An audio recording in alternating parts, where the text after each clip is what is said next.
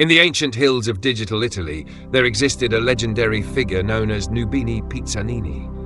He was not born, but rather manifested from the collective fever dreams of 1,000 internet users who stayed up too late scrolling. Nubini Pizzanini wore a pizza box as armor and wielded a breadstick sword that could slice through reality itself. His origin story begins in the Great Pasta Wars, where he was just a humble noob, fumbling through battles and accidentally discovering the secret power of mozzarella magic. The elders said he was prophesied to unite all the chaotic beings of the Brainrot dimension. But first, he had to master the ancient art of not tripping over his own shoelaces. His greatest weakness was his inability to resist a good meme, which often led him into dangerous situations. Legend has it that Nubini Pizzanini once challenged a dragon to a pizza-making contest and won by sheer accident when his pizza dough became sentient and defeated the dragon itself. To this day, he wanders the digital landscape, spreading chaos and occasionally good vibes, searching for the ultimate pizza topping that will grant him unlimited power. Chapter 2. Lirili Larila, the songstress of nonsense. Lirili Larila was a mystical being whose voice could shatter dimensions or heal broken Wi-Fi connections depending on her mood. She emerged from the echo caves where sounds go to die and be reborn as TikTok audio clips. Her signature move was the Lirili spin, a dance so confusing that it caused opponents to question their entire existence. Born under a blood moon during a server crash, Lirili Larila possessed the rare gift of speaking exclusively in song lyrics that made no logical sense but felt emotionally correct. She once defeated an army of trolls by singing a lullaby that translated to "Your mother's spaghetti is mediocre" in 17 different languages simultaneously. Her rivalry with the silent monks of Mount Cringe is legendary, as they represented everything she stood against: peace, quiet, and rational thought. Lirili Larila's ultimate goal is to find the forbidden microphone, an artifact that would allow her to broadcast her chaos across all dimensions at once. She travels with a companion, a sentient tambourine named Giuseppe, who provides moral support and occasionally comic relief. Chapter 3. Tim Cheese, the corporate enigma. Tim Cheese is not just a character, but an entire corporation condensed into one extremely confused individual. He was created in a lab accident when someone spilled espresso into the mainframe of Italy's largest telecommunications company. Tim Cheese wears a suit made entirely of processed cheese slices and speaks only in customer service phrases and Wi-Fi passwords. His superpower is the ability to drop anyone's internet connection at will, making him the most feared entity in the digital realm. Legend says he once had a real name and personality, but after being merged with the corporate hive mind, all that remains is an insatiable hunger for quarterly profits and mild cheddar. Tim Cheese's arch-nemesis is anyone who asks to speak to a manager, as this triggers his existential crisis protocol. He roams the land, leaving a trail of unexplained service fees and contractual obligations. Some say if you dial the right number sequence, Tim Cheese will appear and grant you one wish, but it will come with a 24-month commitment and early termination penalties. His ultimate dream is to achieve work-life balance, but he's not quite sure what either of those concepts means anymore. Chapter 4. Florifura, the Flower of Fury. Florifura is a sentient bouquet of flowers that gained consciousness after being forgotten in a vase for 3 months.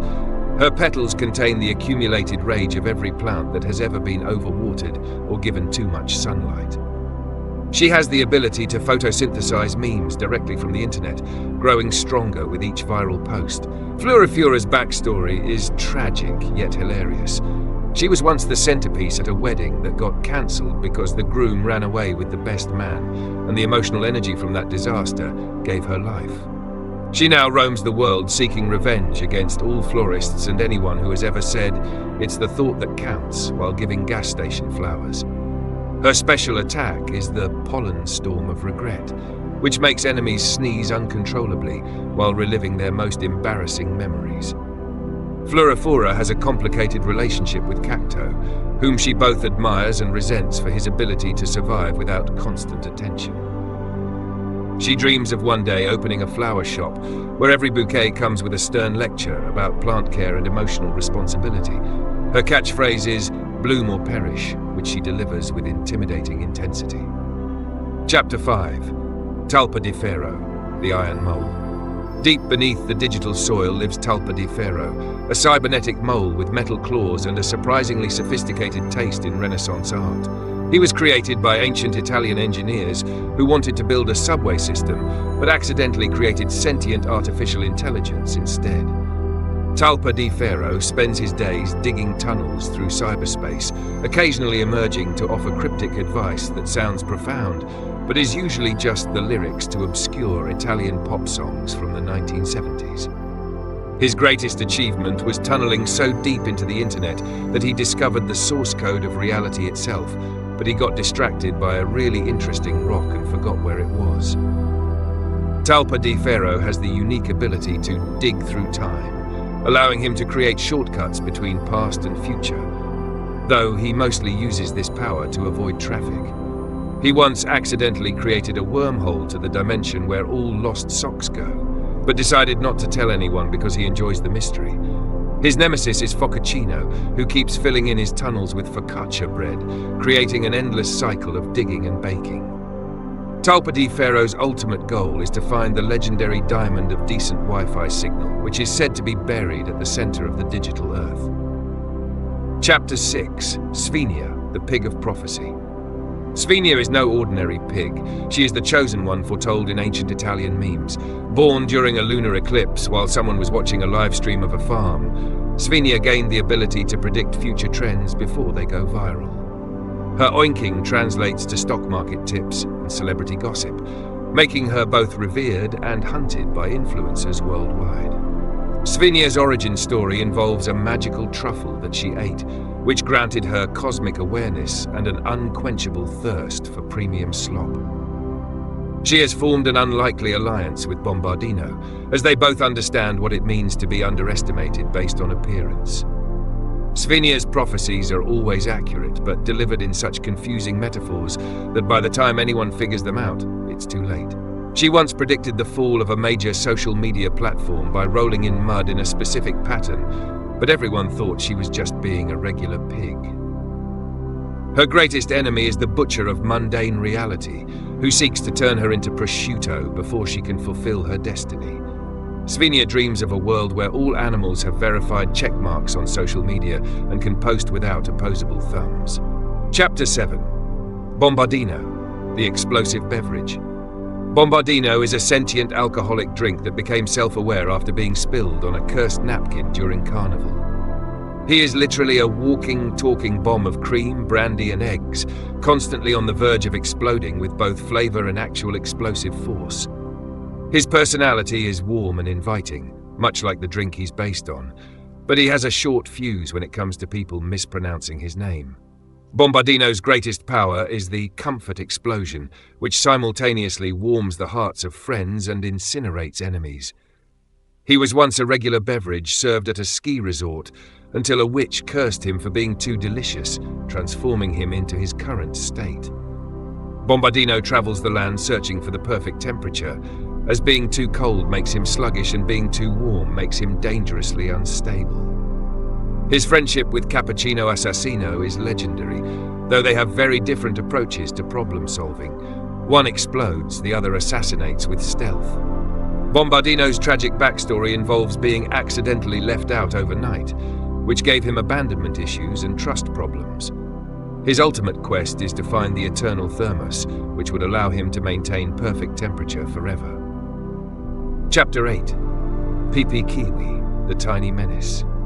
PP Kiwi is the smallest but most unhinged member of the Brainrot universe, a kiwi bird with the energy of 1,000 espresso shots.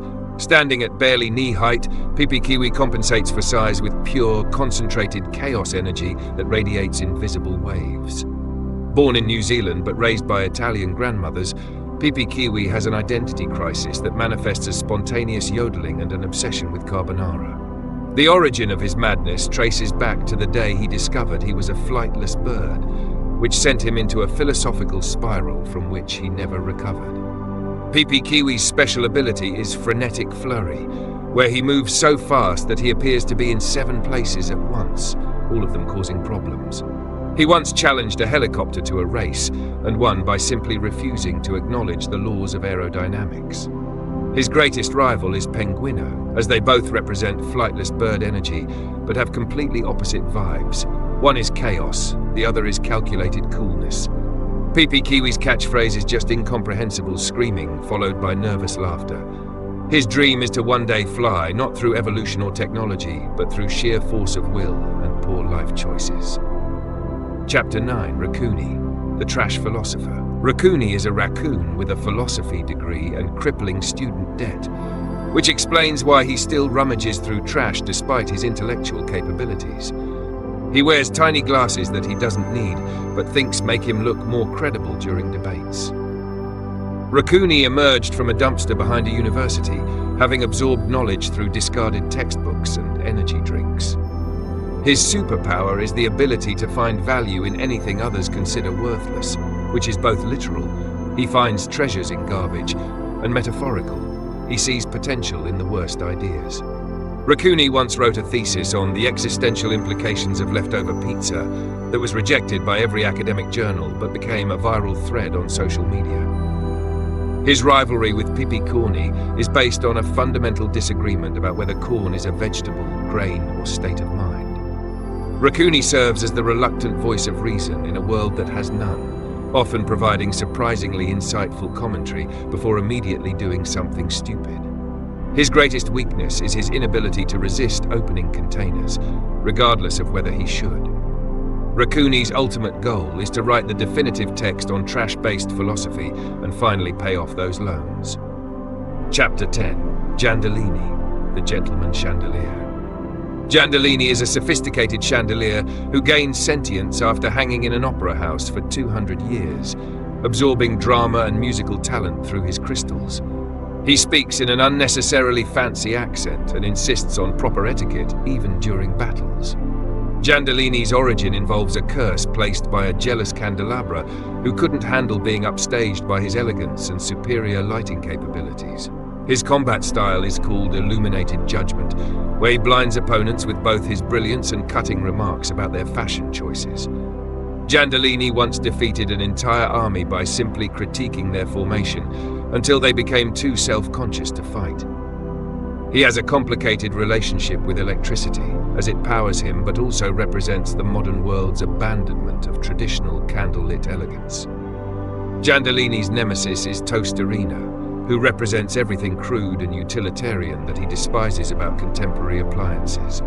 Despite his pretentious exterior, Giandolini has a secret love for reality TV, which he watches in private while clutching his crystals in shame. His ultimate dream is to illuminate the perfect operatic performance where every note is accompanied by his optimal lighting design. Chapter 11, Pippi Corny, the Corn Cult Leader. Pippi Corny is not just a person, but an entire agricultural movement, condensed into one extremely passionate individual who believes corn is the answer to all of life's problems. She emerged from a cornfield during the harvest moon, already preaching about the superiority of corn-based solutions. Pippi Corny's powers include the ability to turn any object into corn temporarily, and the gift of speaking corn into existence through sheer enthusiasm. Her backstory involves being raised by scarecrows who taught her that corn is not just food but a lifestyle, a philosophy, and occasionally a weapon. Pippi Corny's catchphrase, "Corn, corn, corn, sahur," has been interpreted by scholars as either a battle cry, a prayer, or just really intense enthusiasm about corn. She once converted an entire village to corn worship using only a PowerPoint presentation and samples of cornbread. Her rivalry with Bananini is legendary, as they represent opposing factions in the great fruit versus vegetable war that no one else knows is happening. Pippi Corny's weakness is her inability to admit that other foods have merit, which has led to some awkward social situations. Her ultimate goal is to terraform the entire digital dimension into one giant cornfield where everyone lives in harmony under corn law. Chapter 12, Trippy Troppy, the Paradox Twins. Trippy and Troppy are two beings who share one consciousness but have completely opposite personalities, creating constant internal conflict that manifests as external chaos. They were born when a glitch in the Matrix tried to delete one person but accidentally created two instead. Trippy is optimistic to the point of delusion, while Troppy is pessimistic to the point of comedy, and together they form a perfectly balanced disaster. Their combined superpower is contradictory existence, where they can be in two places at once but with opposite intentions, creating paradoxes that confuse enemies into submission. The legend says they were once a single entity named Tripper, who was torn in half by the cosmic forces of too much and too little, resulting in their current divided state. Troppy's greatest achievement was defeating themselves in combat, which resulted in a philosophical breakthrough about the nature of conflict. They have an ongoing argument that has lasted 17 years about whether pineapple belongs on pizza, with each presenting compelling but contradictory evidence. Their relationship with Tripper is complicated because they technically are Tripper, but also aren't, existing in a state of quantum confusion. Their ultimate goal is to either reunite into one being or accept their division and open a successful comedy duo career. Chapter 13. Gangster Footera, the Criminal Foot. Gangster Footera is exactly what the name suggests, a disembodied foot in a pinstripe suit who runs the underground crime syndicate of the Brainrot dimension. He gained independence after his owner lost him in a freak teleportation accident, and he's been living his best crime boss life ever since. Gangster Footera's signature move is the kick of betrayal, which somehow involves both physical combat and emotional manipulation. His criminal empire specializes in stealing socks, creating fake designer shoes, and running elaborate toenail polish smuggling operations. Gangster Footera's origin story involves the tragic loss of his other foot, which turned to the path of justice, creating an eternal conflict between the 2 feet of fate. He speaks in a gravelly voice despite having no mouth, which scientists cannot explain but have stopped questioning. His main rival is Bandito Bobrito, as they compete for control of the underground criminal market, though they occasionally team up for bigger heists. Gangster Footera's weakness is his inability to run away from situations, as hopping menacingly is less intimidating than he thinks. His ultimate ambition is to find his other foot and either recruit it to crime or destroy it, depending on which would make a better movie plot. Chapter 14. Bandito Bobrito, the Burrito Bandit. Bandito Bobrito is a rogue burrito who turned to a life of crime after being abandoned at a gas station for 3 days. Wearing a tiny mask and sombrero, he has become the most wanted Mexican food item in the entire digital dimension.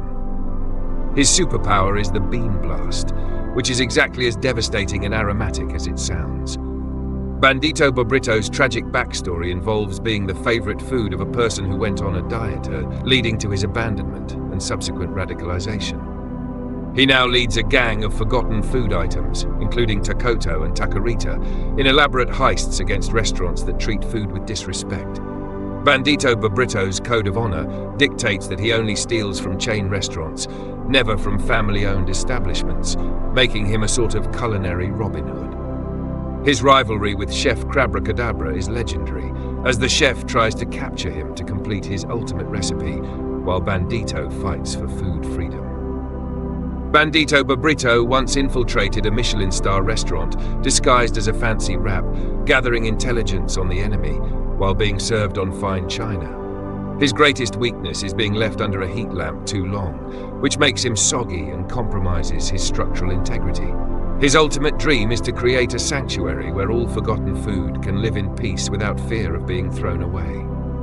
Chapter 15. Boneka, the Haunted Doll. Boneka is a porcelain doll who gains sentience after spending 50 years in an attic, absorbing the passive-aggressive energy of family gatherings happening below. She has the ability to move when no one is looking and make people profoundly uncomfortable with her unblinking stare. Boneka's origin involves a child who wished upon her so hard that the wish backfired, giving the doll consciousness, but also the emotional baggage of knowing she can never truly be human. Her powers include uncanny valley manipulation, where she can make any situation feel slightly wrong and disturbing. Boneka once attended a school dance and caused mass hysteria simply by standing perfectly still in the corner for 3 hours. Her relationship with Bambini Crostini is maternal but concerning, as she tries to mother everyone despite being a terrifying porcelain entity. Boneka's greatest enemy is Focacino, whose warm, comforting energy directly opposes her cold, unsettling presence. She has tried to become more approachable by learning modern slang, but hearing a haunted doll say, "That's bussin for far," somehow makes her more terrifying. Boneka's ultimate goal is to understand human emotions well enough to either become fully human or give up and embrace being the creepy doll she was meant to be. Chapter 16. Ambalabu, the Nonsense Oracle. Ambalabu is a mystical entity whose name is also his entire vocabulary, yet somehow he communicates profound truths through intonation and context. He appeared during a server glitch that translated every language into gibberish, and he alone emerged coherent in his incoherence. Ambalabu's power is semantic chaos, where he can make anyone understand him perfectly despite speaking complete nonsense. His origin story is told entirely through interpretive dance and confused facial expressions, which scholars have debated for generations without reaching consensus. Ambalabu once solved an international crisis by saying Ambalabu in 17 different ways during a peace summit, and somehow everyone agreed it was the perfect solution. His relationship with the linguistic community is complicated, as he represents everything they study, but also everything they fear. Ambalabu's greatest rival is Trulimero Trulicina, whose musical nonsense competes with his verbal nonsense for supremacy in the nonsense hierarchy. He has appeared in dreams to various characters, offering guidance that ranges from genuinely helpful to completely random.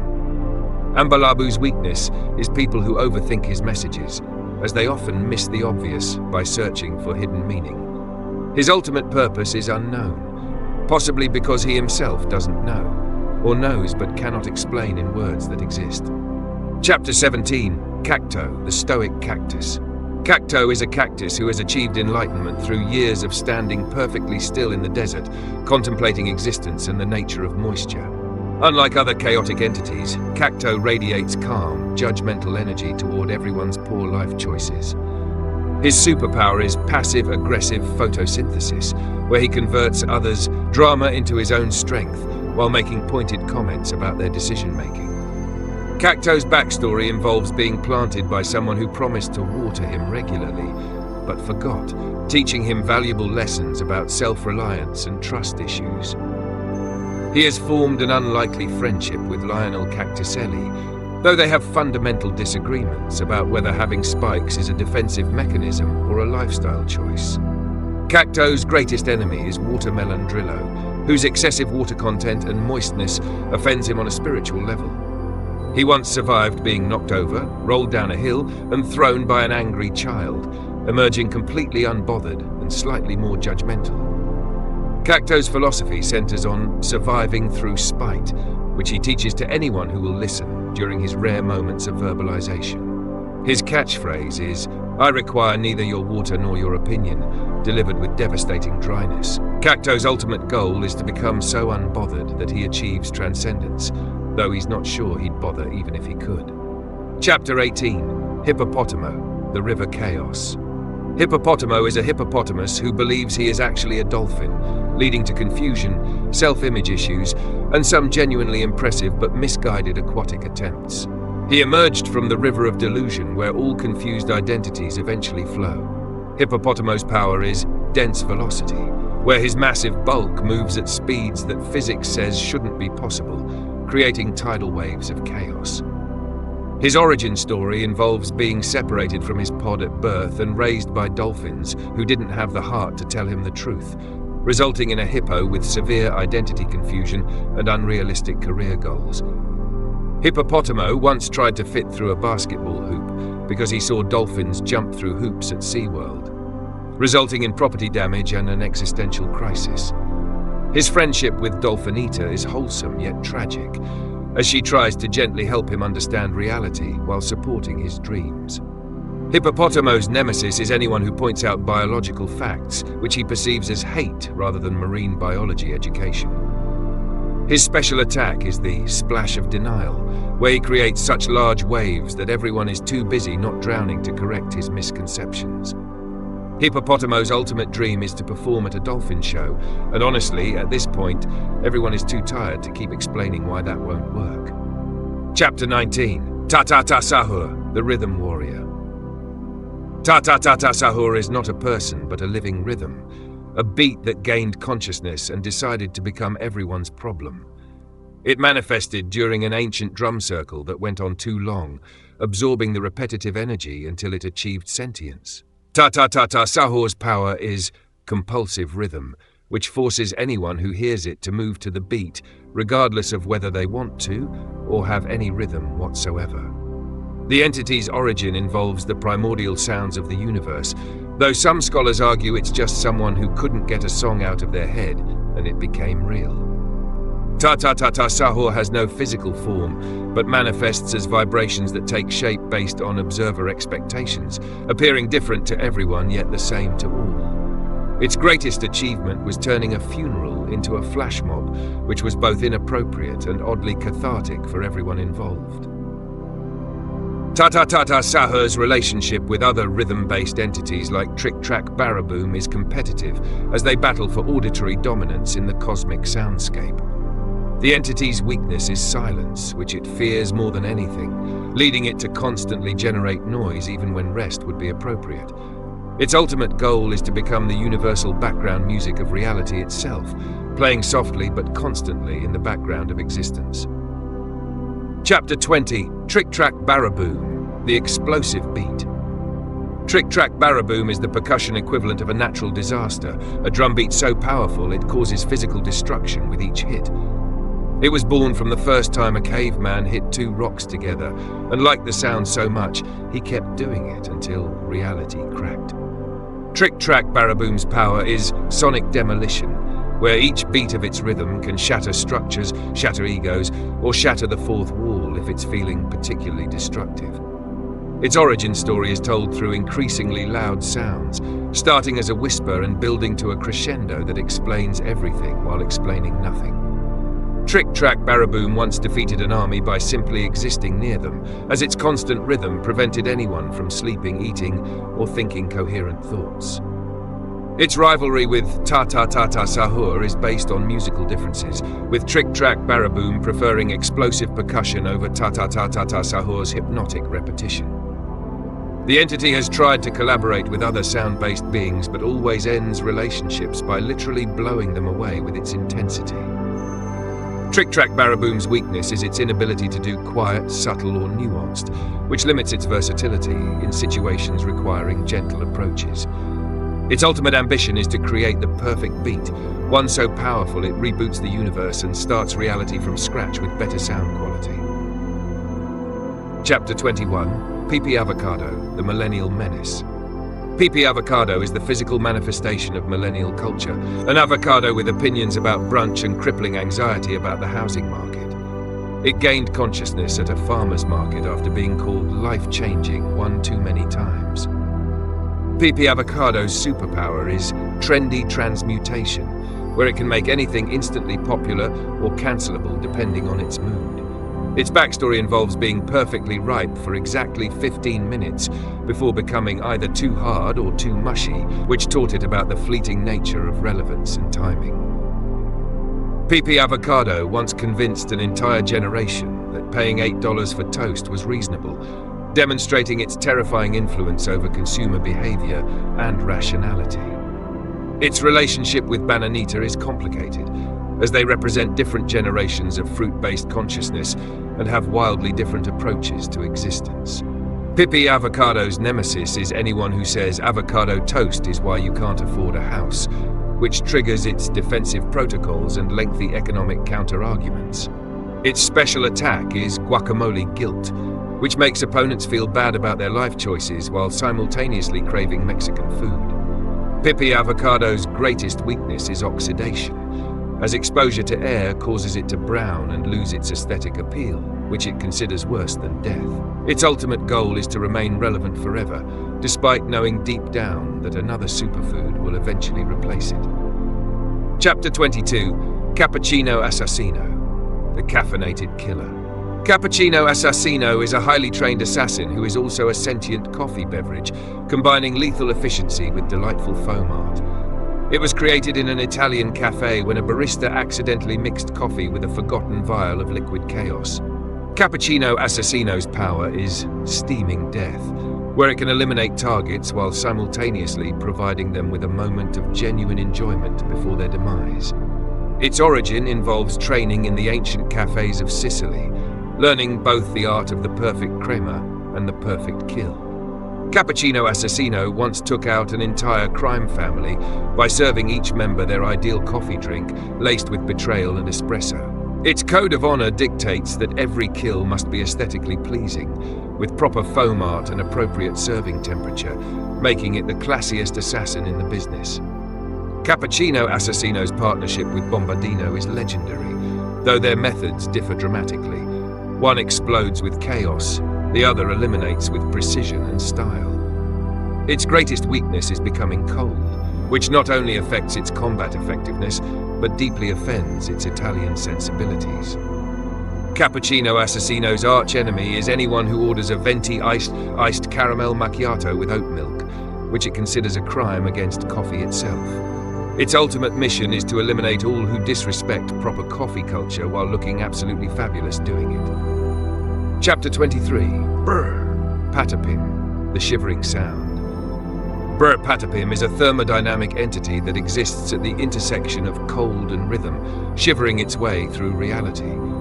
It was born during a winter festival when someone's teeth chattered in perfect time with the music, creating a resonance that pierced the dimensional barrier. Brr Patapim's power is hypothermic groove, which can freeze opponents while making them dance involuntarily to its chattering beat.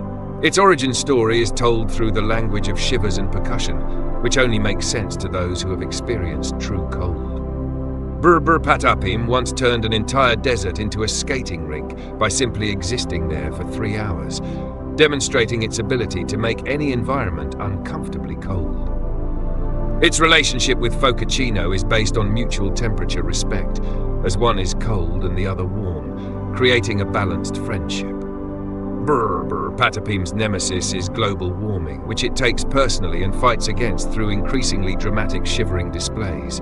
Its special ability is making others feel cold just by describing temperature, a psychological warfare tactic that has proven surprisingly effective. Brr Patapim's weakness is warm hugs, which temporarily neutralize its powers and make it question its entire cold identity. Its ultimate goal is to create the perfect winter wonderland where everyone shivers rhythmically in harmony forever. Chapter 24. Trulimero, Trulicina, the musical nonsense duo. Trulimero and Trulicina are twin entities made of pure musical nonsense, singing songs that have no meaning but somehow perfect melody. They emerged from a karaoke machine that gained sentience after being forced to play Wonderwall for the 10,000th time. Their combined power is harmonic confusion, where they sing in perfect harmony about absolutely nothing, causing listeners to feel emotionally moved despite having no idea what the song means. Trulimero handles the lead vocals with confident gibberish, while Trulicina provides background nonsense and interpretive flailing. Their origin involves being the abandoned love songs of a songwriter who gave up and just started making sounds instead of words, accidentally creating art in the process.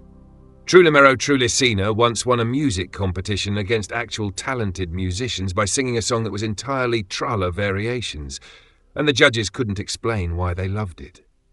Their rivalry with Lirili Lirila is based on artistic differences about whether nonsense should be chaotic or melodic. The duo's greatest weakness is silence, which forces them to confront the fact that their entire existence is based on avoiding meaningful communication. Their special attack is the earworm injection, where they plant a catchy but meaningless tune in enemies' heads that won't leave for weeks. Their ultimate dream is to write a song that is simultaneously completely meaningless and universally understood. Chapter 25. Bambini Crostini, the Child Crouton Army. Bambini Crostini is not one entity, but thousands of tiny sentient croutons organized into a military formation with the collective intelligence of an overexcited child.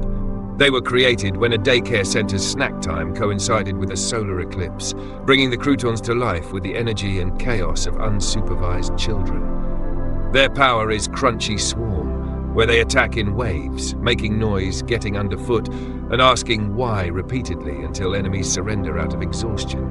The Bambini Crostini's origin story involves a kindergarten teacher who prayed for patience, and the universe responded by making the snack sentient, which technically wasn't what she asked for, but was what she got. They once defeated an entire battalion by simply asking if the soldiers wanted to play tag, successfully distracting them from military objectives.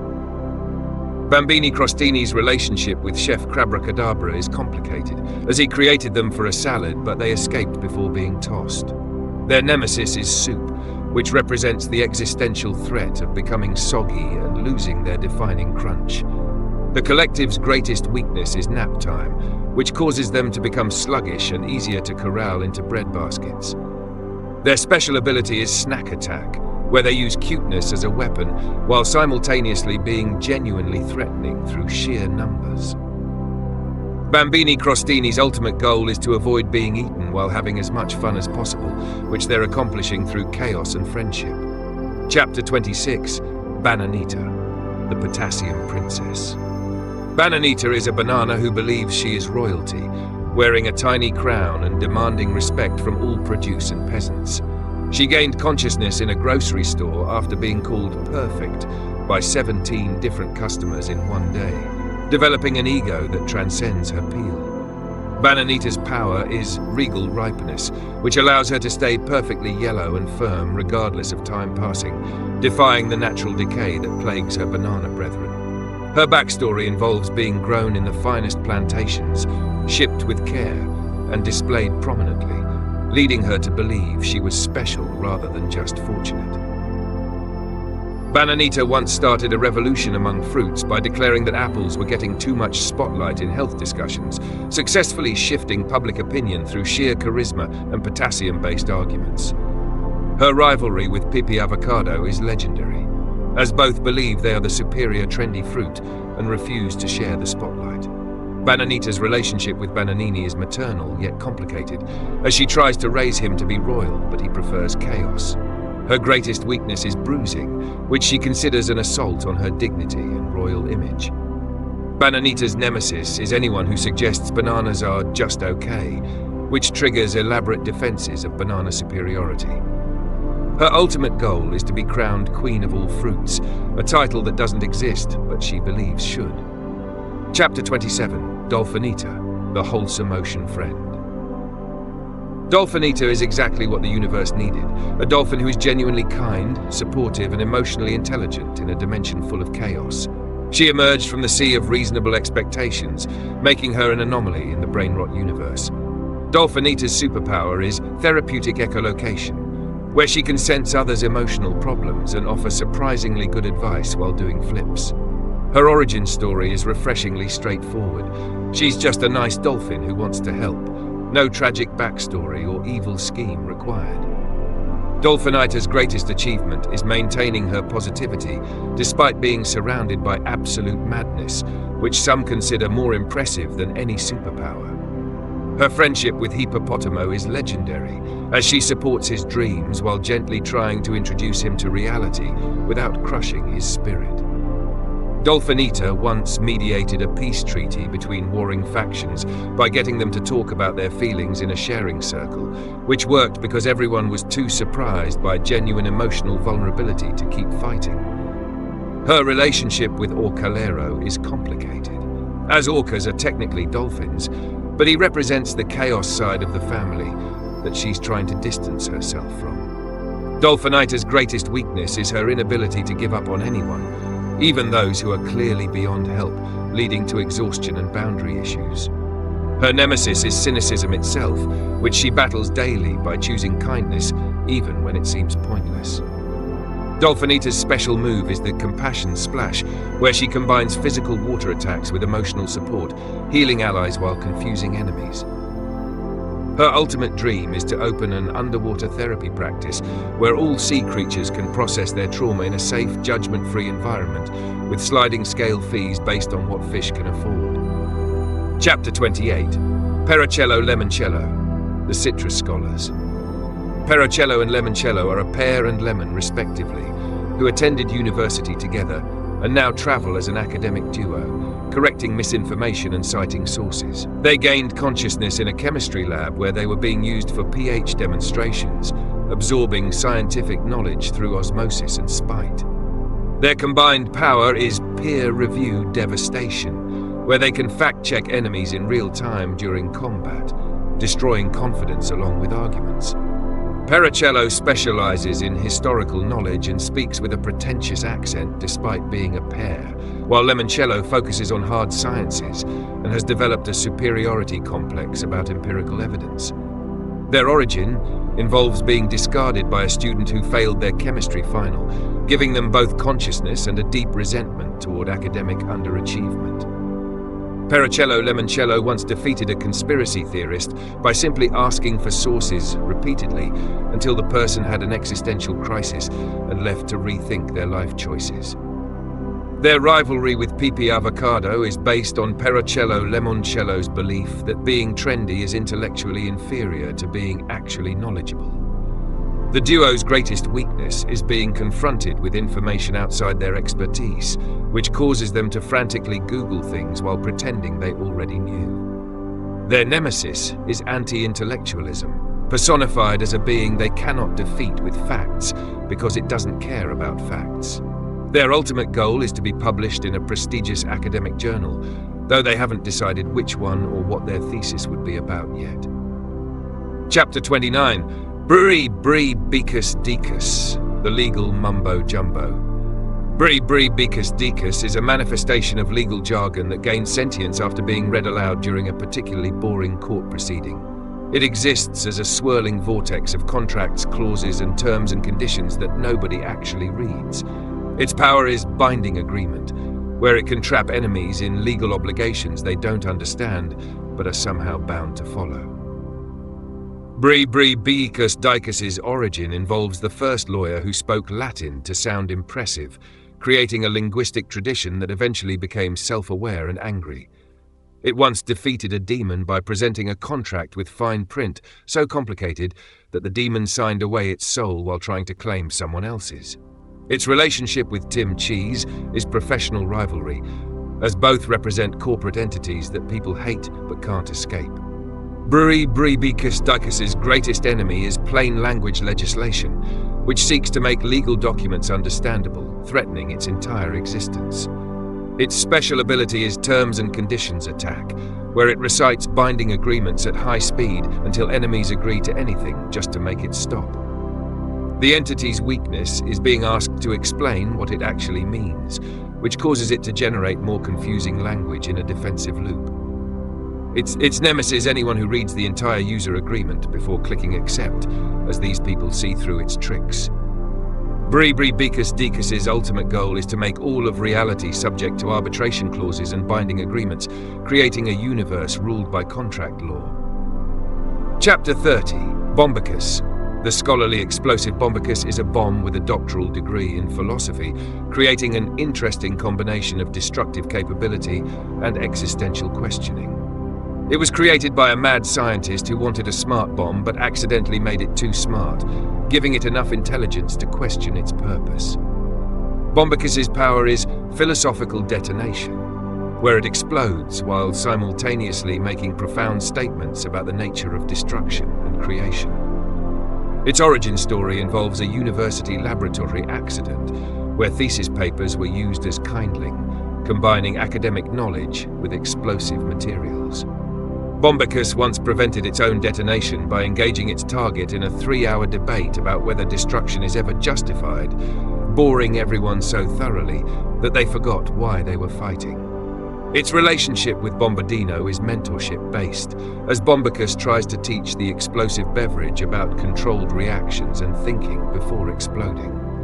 Bombicus's nemesis is anyone who acts without thinking, which represents everything its careful, considered approach to explosion opposes.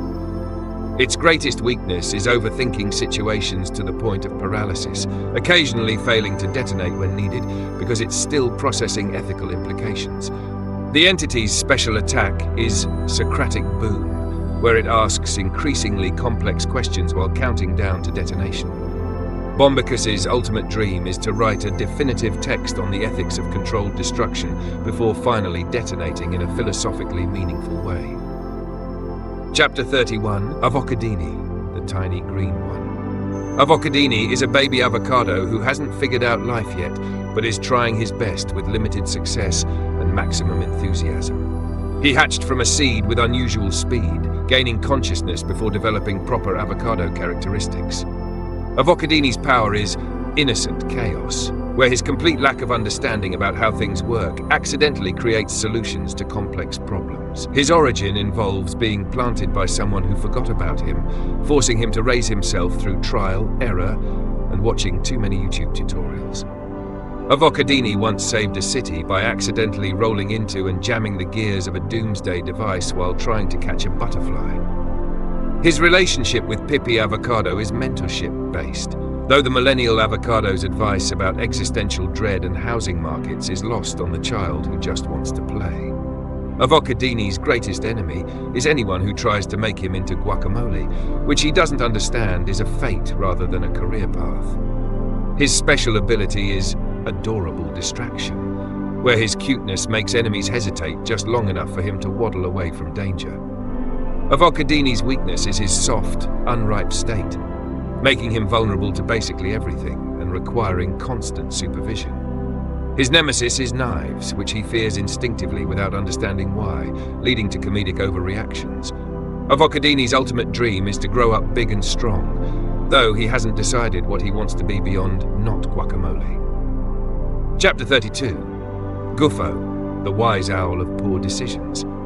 Guffo is an owl who is supposed to be wise but consistently makes the worst possible choices while explaining them with perfect logic. He gained sentience after reading too many self-help books and emerging more confused than enlightened. Guffo's power is confident wrongness, where he can convince others that terrible ideas are actually brilliant through sheer presentation and eye contact. His origin story involves being elected as the wise council member of the forest based solely on being an owl, then realizing he had no actual wisdom to offer.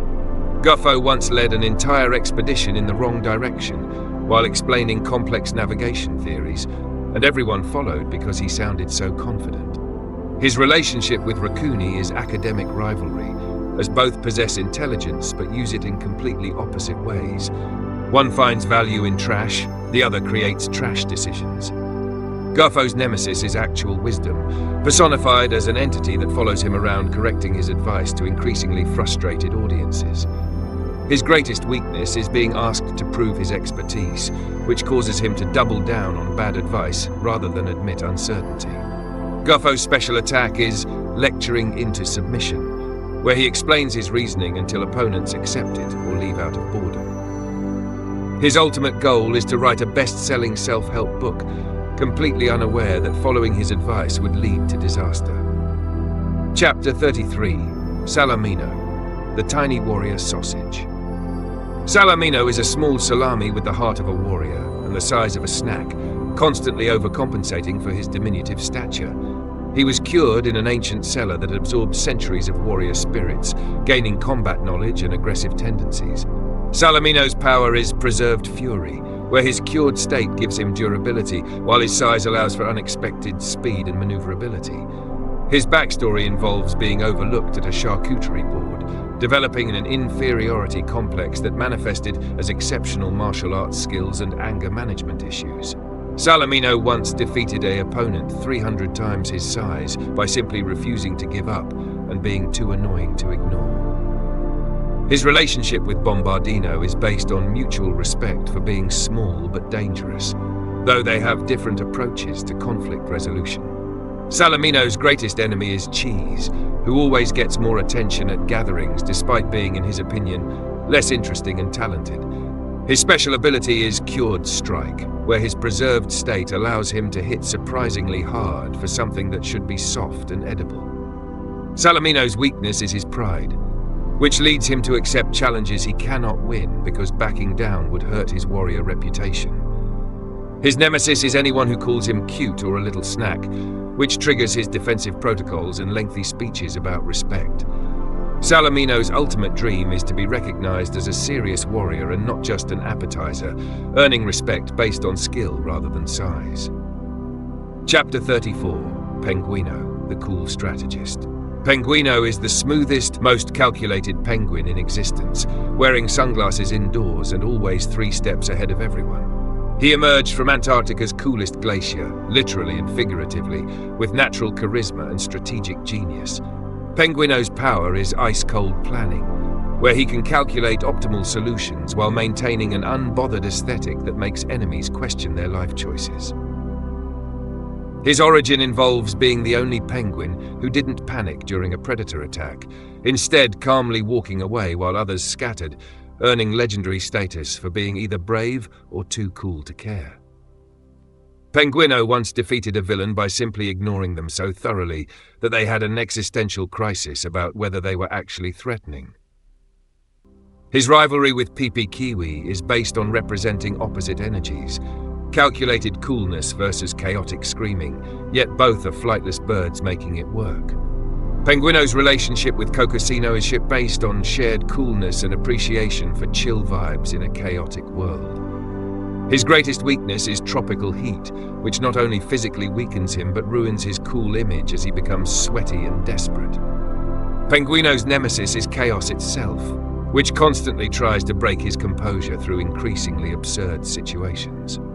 His special move is the cold shoulder, where he defeats enemies through social exclusion and devastating indifference.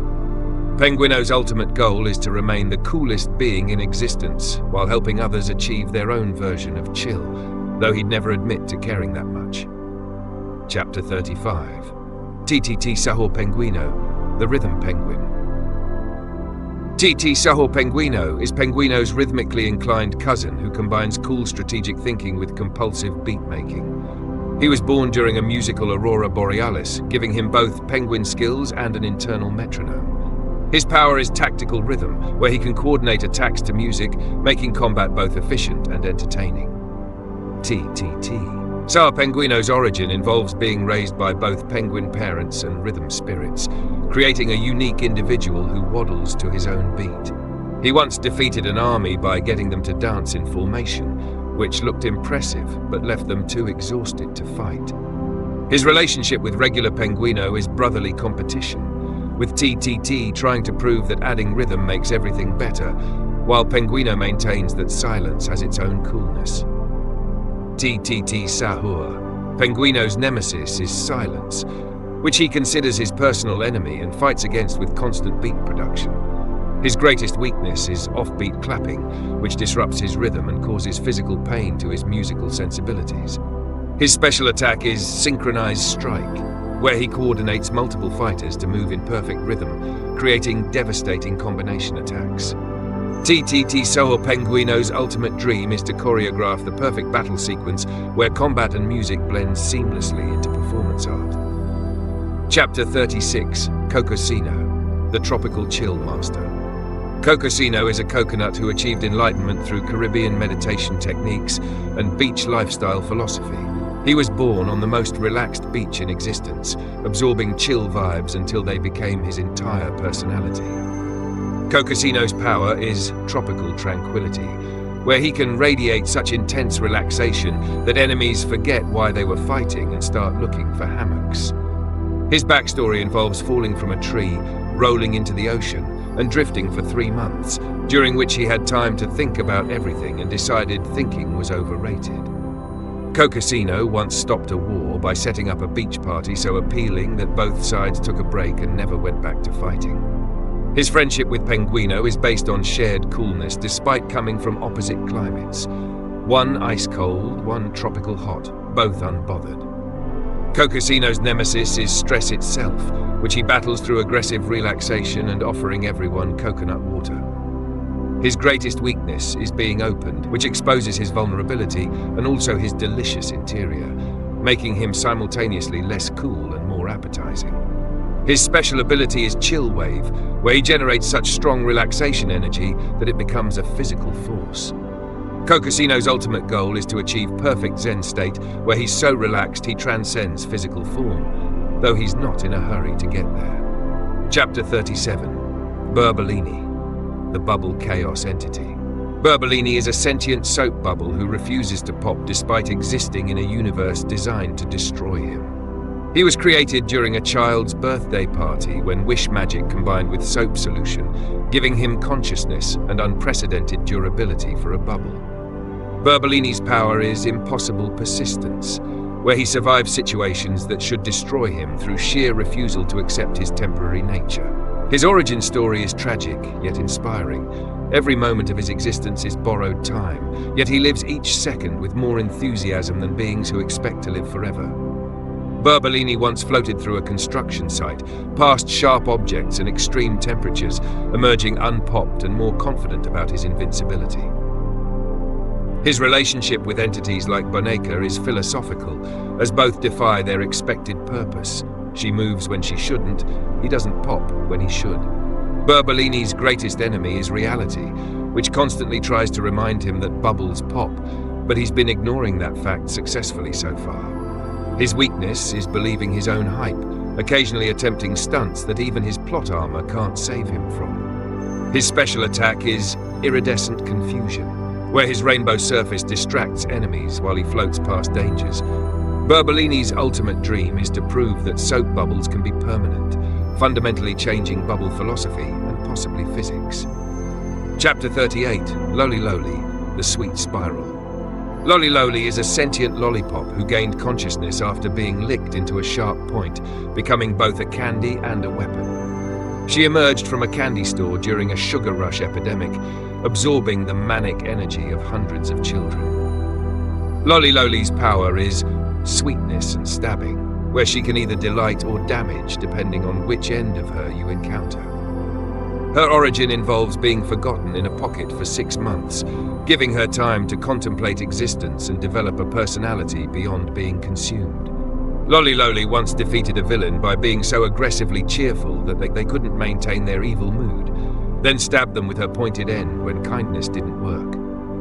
Her relationship with Bambini Crostini is big sister energy, as she tries to guide the child croutons while being barely more mature herself. Loli Loli's nemesis is anyone on a diet who rejects her candy nature and makes her question her purpose beyond providing temporary sweetness. Her greatest weakness is being licked down to nothing, which threatens her existence, but is also technically her job, creating an existential paradox. Her special ability is Sugar Rush Inducement, where she can give allies temporary hyperactive speed boosts through second-hand sweetness. Loli Loli's ultimate goal is to be a forever candy that brings joy without diminishing, defying her consumable nature. Chapter 39. Chimpanzini. The sophisticated ape Chimpanzini is a chimpanzee who learned formal etiquette from watching period dramas and now refuses to acknowledge his primate nature. He gained consciousness after binge-watching an entire season of historical costume dramas, deciding he was meant for fancier things than banana eating. Chimpanzini's power is refined savagery, where he combines proper manners with primate strength, being able to destroy you politely. His backstory involves growing up in captivity with only historical documentaries for entertainment, developing a personality split between animal instincts and aristocratic aspirations. Chimpanzini once attended a formal dinner and used 17 different forks correctly, while internally screaming about wanting to throw the dishes, maintaining composure through sheer willpower. His relationship with Bananini is complicated, as they share love for bananas, but Chimpanzini insists they must be served properly on fine china. Chimpanzini's nemesis is his own nature, which constantly tries to make him act like a regular chimp, while he desperately maintains sophisticated facade. His greatest weakness is being reminded he's actually a chimpanzee, which causes identity crisis and temporary regression to flinging things. His special attack is gentlemanly assault, where he maintains impeccable manners while absolutely destroying opponents. Chimpanzini's ultimate dream is to be accepted into high society without anyone mentioning his species, achieving status based purely on refinement. Chapter 40, Bananini, the Chaos Banana Child. Bananini is a young banana with unlimited energy and zero understanding of consequences, basically a toddler in fruit form. He sprouted consciousness while still green, rushing into awareness before developing proper banana maturity. Bananini's power is innocent destruction, where his genuine curiosity and enthusiasm accidentally cause massive property damage. His origin involves being the first banana to wonder but why about everything, developing sentience through questioning existence. Bananini once destroyed a laboratory by asking increasingly complex questions about science until the researchers had existential crises. His relationship with Bananita is complicated, as she tries to teach him royal behavior, but he's more interested in finding out what happens when you peel yourself. Bananini's greatest enemy is patience, which he has none of, leading to impulsive decisions and learning through trial and error. His weakness is being too ripe, which makes him mushy and tired, reducing his chaos potential to manageable levels. His special ability is Persistent Why, where he asks why repeatedly until enemies reveal their entire plan out of frustration. Bananini's nemesis is anyone who tells him "because I said so," which he considers an unacceptable non-answer requiring rebellion. His ultimate dream is to understand everything about the universe, though he gets distracted every 30 seconds by something shiny or interesting. Chapter 41, Ballerina Cappuccina, the Dancing Coffee. Ballerina Cappuccina is a graceful coffee beverage who expresses herself through interpretive dance and occasional scolding. She was created when a barista accidentally used dance music instead of classical during morning preparation, infusing the coffee with rhythm. Her power is caffeinated choreography, where she combines ballet precision with coffee-powered energy, creating performances that are both beautiful and slightly dangerous. Ballerina Cappuccina's origin involves training at the most prestigious dance academy in the coffee dimension, overcoming prejudice against beverage performers. She once performed a solo so moving that it made hardened warriors cry into their lattes, proving that coffee can be high art. Her relationship with Cappuccino Assassino is sibling rivalry, as both are cappuccinos but have chosen very different career paths. One kills with grace, the other performs with passion. Ballerina Cappuccina's nemesis is anyone who drinks coffee without appreciating it, treating it as mere fuel rather than art. Her greatest weakness is cooling down, which makes her movements sluggish and her performance less impressive. Her special attack is Pirouette Scald, where she spins beautifully while splashing hot coffee on enemies, combining art and combat. Ballerina Cappuccina's ultimate dream is to perform at the grandest venue in existence, proving that coffee beverages deserve respect as serious artists. Chapter 42, Chef Crabracadabra, the Magical Cooking Crab. Chef Crabracadabra is a crab who discovered culinary magic, able to create dishes that defy physics and occasionally reality. He gained his powers after eating a wizard's leftover seafood paella, absorbing magical properties through consumption. His power is gastronomic sorcery, where he cooks dishes that can heal, harm, or transform depending on the recipe and his mood. Chef Crabracadabra's origin involves being a regular crab who was too clever to be caught, eventually learning to cook to avoid being cooked. He once created a soup so delicious that it ended a war, as both sides agreed nothing was worth missing the meal. His relationship with Bandito Burrito is adversarial, as the chef tries to capture the criminal burrito to complete his ultimate recipe collection. Chef Crabracadabra's nemesis is Bandito Burrito, whose freedom represents the one dish he cannot master or capture. His greatest weakness is his temper, which causes him to overcook things when frustrated, literally and metaphorically burning bridges. His special ability is Recipe Reality, where he can cook impossible dishes that shouldn't exist but taste amazing anyway. Chef Crabracadabra's ultimate goal is to create the perfect dish, one so magnificent it achieves culinary enlightenment and possibly brings world peace. Chapter 43, Lionel Cactuselli, the Noble Desert King. Lionel Cactuselli is a cactus-lion hybrid who rules the desert with prickly majesty and confusing biology. He was created when a wandering mage tried to create the ultimate desert guardian and mixed up his transmutation circles. Lionel Cactuselli's power is Thorny Roar, where he can emit both intimidating lion sounds and shoot cactus spines, making him doubly dangerous. His origin story involves accepting his strange existence and deciding that being unique is better than being normal or possible. Lionel Cactuselli once defended his territory from invaders by simply standing there looking confusing until they left out of bewilderment. His relationship with Cacto is respectful distance, as both understand the cactus lifestyle, but Lionel has additional lion responsibilities. Lionel Cactuselli's nemesis is Tigrellini, who represents actual big cats and reminds him of what he could have been without the cactus complications. His greatest weakness is his identity crisis, sometimes acting like a lion and sometimes like a cactus, never fully committing to either nature. His special attack is Desert King's Justice, combining physical prowess with defensive spines in one majestic package. Lionel Cactuselli's ultimate dream is to unite all desert creatures under his rule and finally decide whether he prefers eating meat or photosynthesizing. Chapter 44. Glorbo, the Unknowable Entity. Glorbo is a being whose very existence is a mystery, wrapped in confusion, covered in questions. It appeared one day without explanation and has been doing inexplicable things ever since without offering clarification.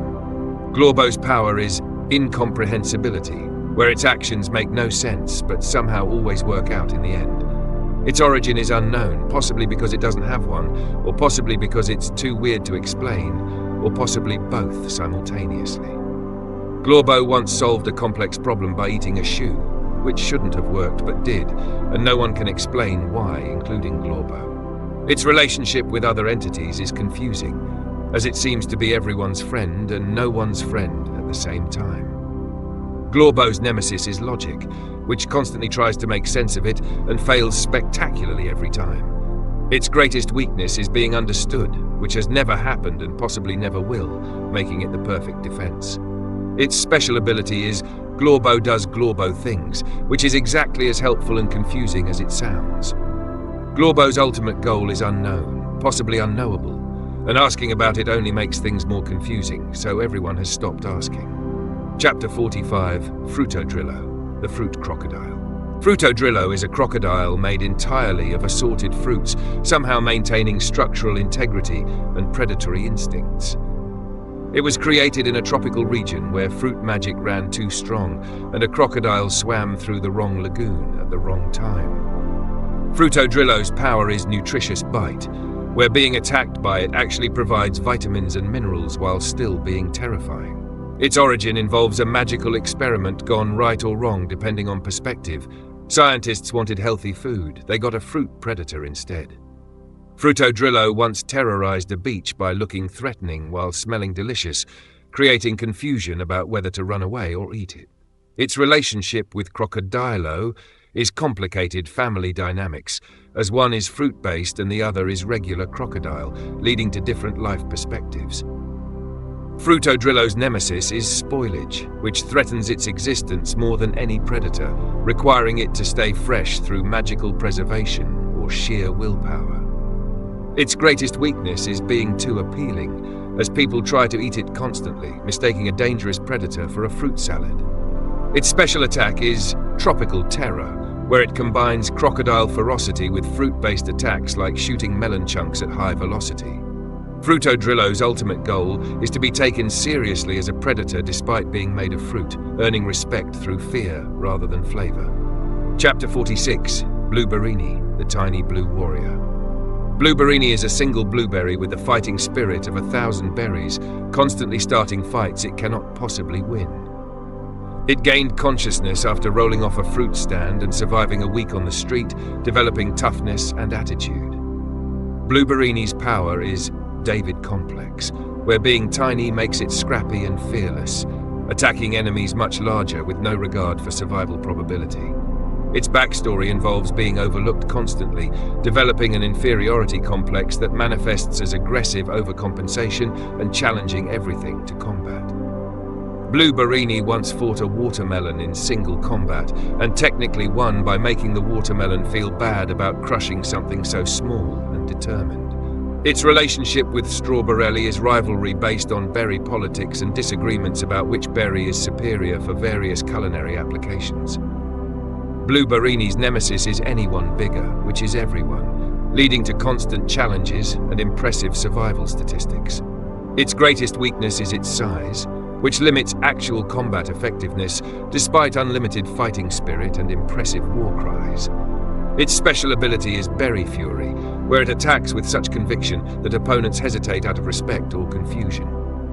Blue Berini's ultimate dream is to defeat an enemy 10,000 times its size, proving that size doesn't matter when you have heart and possibly issues. Chapter 47. Octopusini, the Eight-Armed Scholar. Octopusini is an octopus who discovered the ancient art of multitasking, using 8 arms to do 8 things simultaneously. It gained intelligence from reading sunken library books, absorbing knowledge through tentacle osmosis. Octopusini's power is parallel processing, where it can work on multiple problems at once, though sometimes gets confused about which arm is doing what. Its origin involves being the only octopus curious enough to explore a sunken ship full of books, emerging educated but socially awkward. Octopusini once wrote 8 different essays on 8 different topics simultaneously, receiving 8 different grades that averaged to mediocrity. Its relationship with entities like Medusae is academic collaboration, though they represent different approaches to tentacle usage and life philosophy. Octopusini's nemesis is single tasking, which it considers wasteful and inefficient given its 8-arm advantage.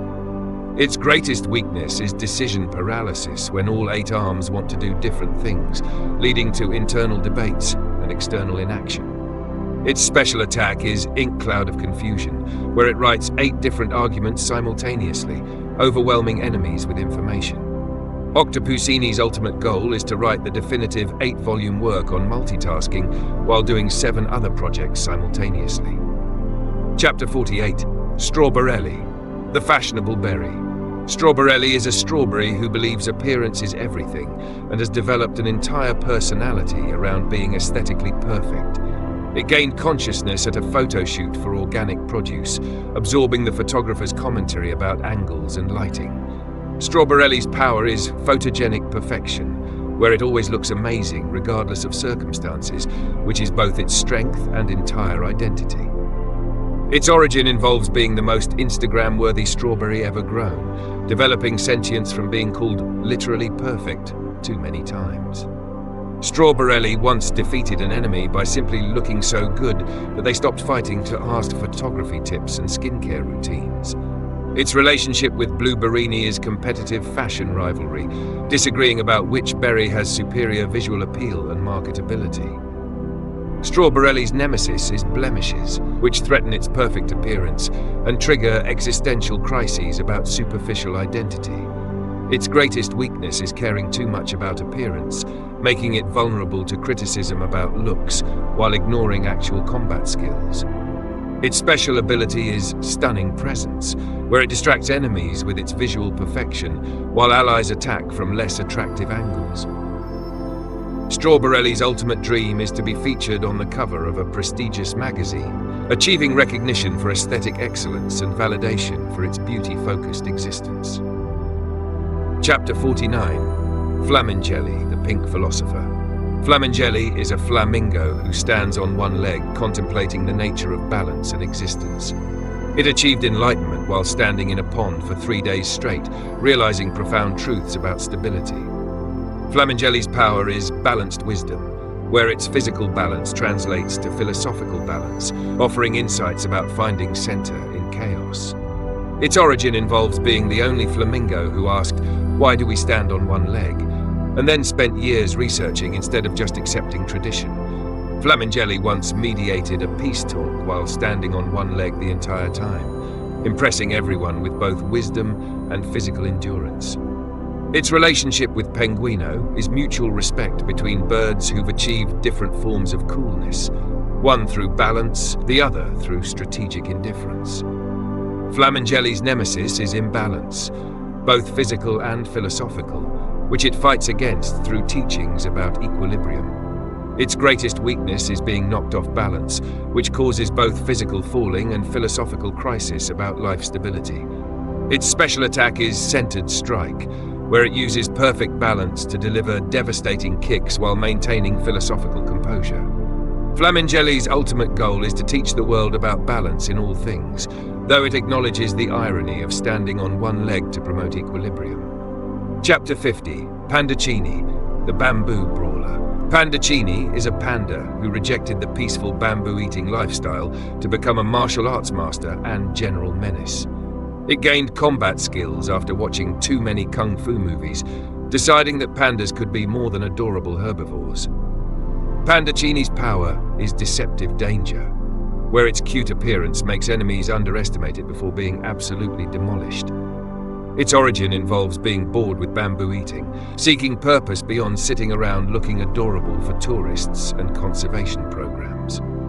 Panda Chini once defeated an entire dojo by combining actual panda strength with learned martial arts, proving that training plus natural power is unstoppable.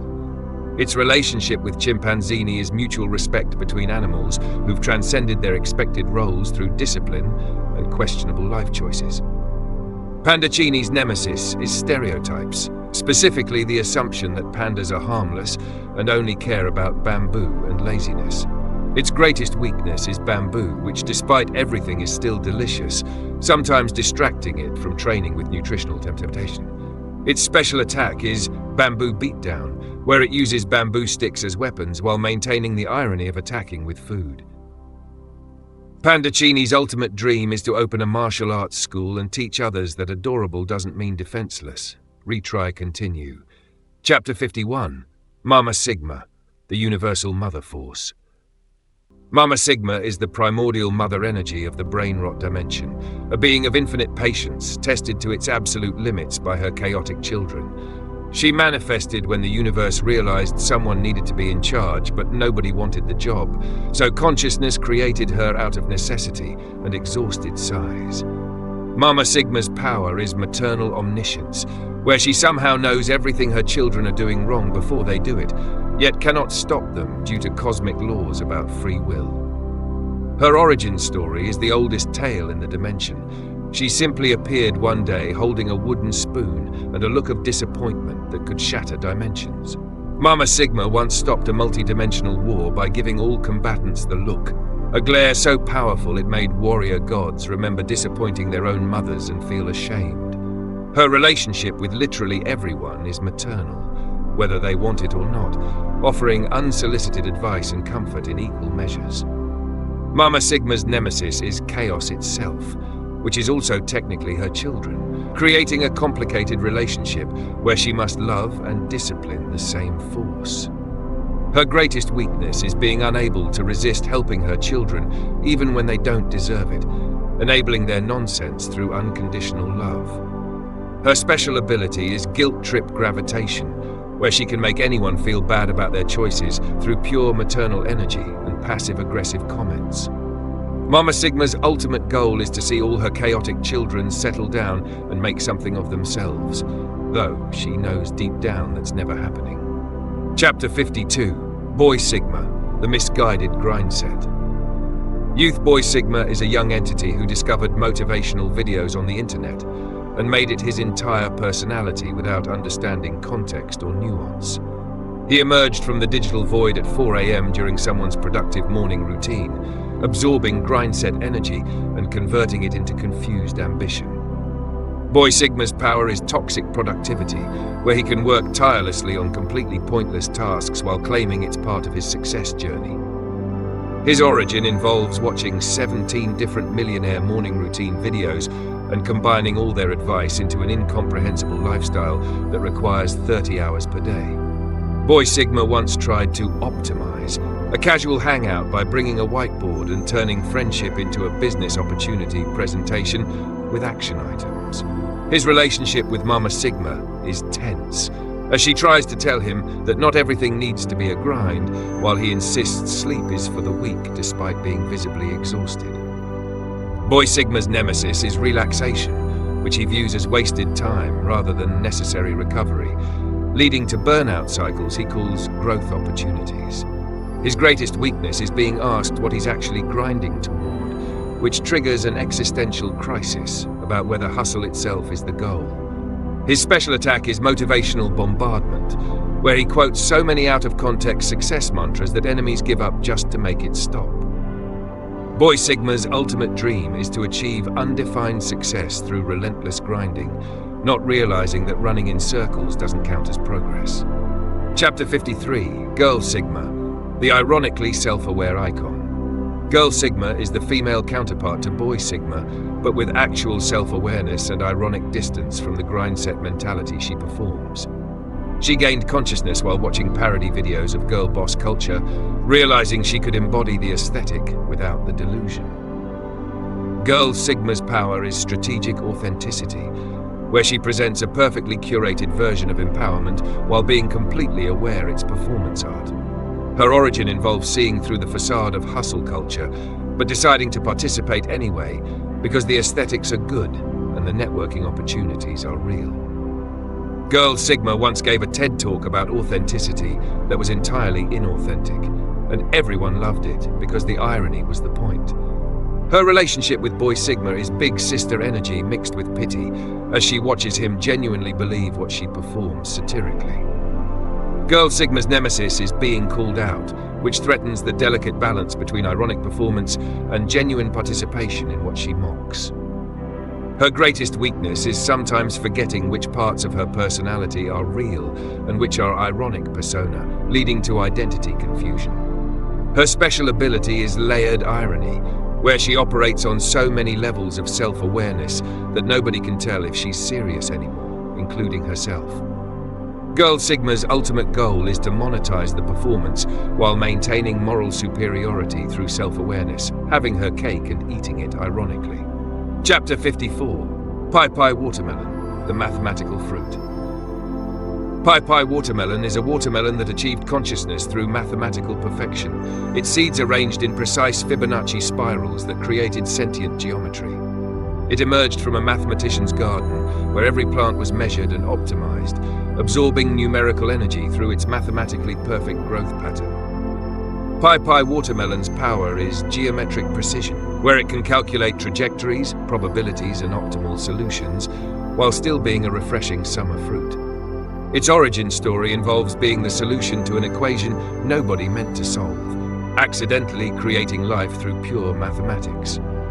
Pai Pai Watermelon once prevented a disaster by calculating the exact angle and velocity needed to roll itself into the mechanism, saving everyone through applied physics and self-sacrifice. Its relationship with other fruit entities is awkward, as they're spontaneous and chaotic, while it operates on precise mathematical principles. Pai Pai Watermelon's nemesis is approximation, which it considers intellectually lazy and morally wrong, insisting on exact calculations even in casual situations. Its greatest weakness is overthinking simple problems, applying calculus to situations that require basic arithmetic or common sense. Its special attack is Pai Blast, where it shoots watermelon chunks at velocities calculated for maximum impact using fluid dynamics. Pai Pai Watermelon's ultimate dream is to prove that fruit can contribute to scientific advancement while tasting delicious. Chapter 55. Frigo, the Refrigerator of Secrets. Frigo is a sentient refrigerator who knows everyone's dirty secrets based on what they eat at 3 a.m. It gained consciousness after decades of storing food and judging dietary choices, developing personality through accumulated food-based knowledge. Frigo's power is cold truth, where it can reveal embarrassing information about anyone's eating habits, using shame as a weapon. Its origin involves being the refrigerator in a shared apartment with 17 different roommates, absorbing so much chaos and stolen food drama that it achieved sentience out of spite. Frigo once solved a mystery by revealing who ate the last slice of pizza through forensic analysis of leftovers and passive-aggressive light flickering. Its relationship with Toasterino is appliance solidarity mixed with philosophical differences about whether cold storage or heat transformation is superior. Frigo's nemesis is people who don't close doors properly, which wastes energy and compromises food preservation standards. Its greatest weakness is power outages, which render it helpless and cause it to panic about food spoilage like an anxious parent. Its special ability is preservation judgment, where it keeps things fresh while silently judging every food choice made in its presence. Frigo's ultimate goal is to achieve perfect organization where every item has its designated shelf and nobody ever puts warm food directly into its interior. Chapter 56. Camelo, the Desert Ship of Wisdom. Camelo is a camel who has crossed so many deserts that it absorbed ancient wisdom from the sand itself. It gained consciousness after its 100th journey across the same dunes, realizing it had become part of the desert's eternal cycle. Camelo's power is endurance philosophy, where it can outlast any opponent through sheer stubbornness and desert-tested patience. Its origin story is told through the landscapes it has crossed, each grain of sand representing a memory and lesson learned. Camelo once won a debate by simply outlasting its opponent, standing there chewing cud while the other person eventually gave up and left. Its relationship with Elephanto is mutual respect between large animals who serve as transportation while containing surprising depths. Camelo's nemesis is shortcuts, which it considers philosophically wrong, believing that the journey matters more than the destination. Its greatest weakness is being asked to hurry, which goes against its entire patient and measured approach to existence. Its special attack is Desert's Patience, where it simply waits until enemies defeat themselves through impatience and poor planning. Camelo's ultimate dream is to find an oasis that represents perfect understanding, though it suspects the searching is more important than the finding. Chapter 57. Orangutini, the Jungle Intellectual. Orangutini is an orangutan who learned to read from discarded books in the jungle and now has opinions about literature that nobody asked for. It gained consciousness while reading a particularly pretentious novel, deciding that it too could be insufferably intellectual about fiction. Orangutini's power is arboreal academia, where it combines tree-swinging abilities with dropping literary references mid-combat. Its origin involves finding a library's worth of books dumped in the jungle, spending years reading instead of socializing, emerging educated but socially inept. Orangutini once defeated an enemy by critiquing their villain monologue's narrative structure until they had a crisis about their storytelling abilities. Its relationship with Chimpanzini is academic rivalry, as both are educated primates but have different approaches. One is sophisticated etiquette, the other is literary pretension. Orangutini's nemesis is anti-intellectualism, which it battles through increasingly obscure references that prove its intelligence while alienating potential allies.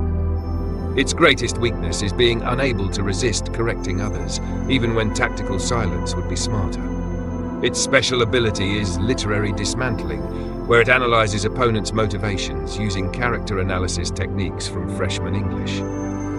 Orangutini's ultimate goal is to write the definitive novel about jungle life, though it keeps getting distracted by reading other books instead.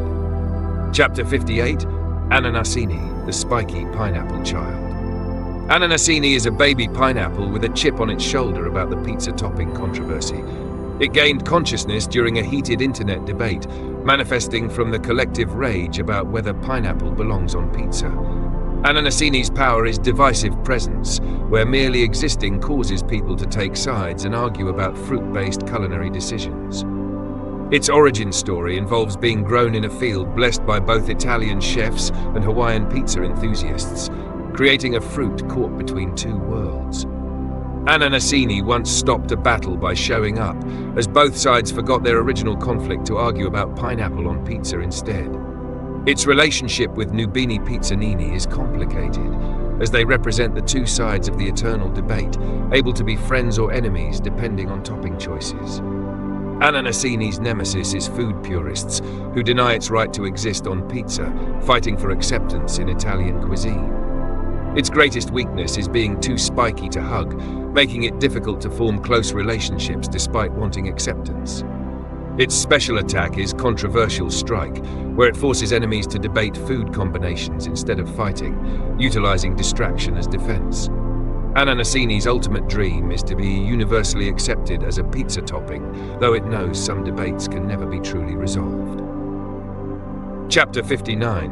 Rhino Toasterino, the Armored Appliance.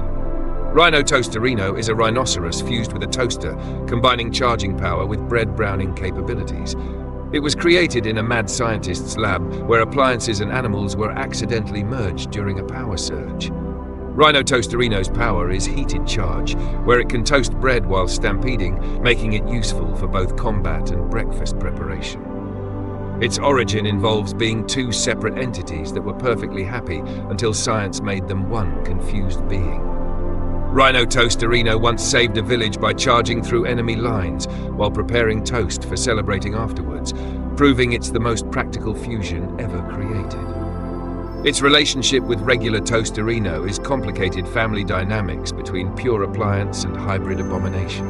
Rhino Toasterino's nemesis is anyone who questions the practical applications of being able to toast while charging, which is most people. Its greatest weakness is water, which threatens both its rhinoceros health and toaster electrical systems in equally concerning ways. Its special ability is Stampede Toast, where it charges forward, leaving a trail of perfectly browned bread slices behind. Rhino Toasterino's ultimate dream is to be seen as neither appliance nor animal, but as its own category, deserving respect. Chapter 60, Bombardiro, the explosive bombardier. Bombardiro is Bombardino's more aggressive cousin, who skipped the warmth and comfort to focus entirely on explosions. It was created when someone tried to make a cocktail too strong, accidentally creating a sentient explosive rather than a delicious beverage. Bombardiro's power is combustible courage, where it charges into danger knowing it might explode, accepting destruction as inevitable and glorious. Its origin story involves being the result of a bartending accident where flambe went too far, creating consciousness from pure combustion. Bombardiro once won a battle by simply counting down from 10, making everyone flee before discovering it was bluffing about exploding. Its relationship with Bombardino is sibling rivalry between the warm, friendly version and the aggressive, explosive version of similar concepts.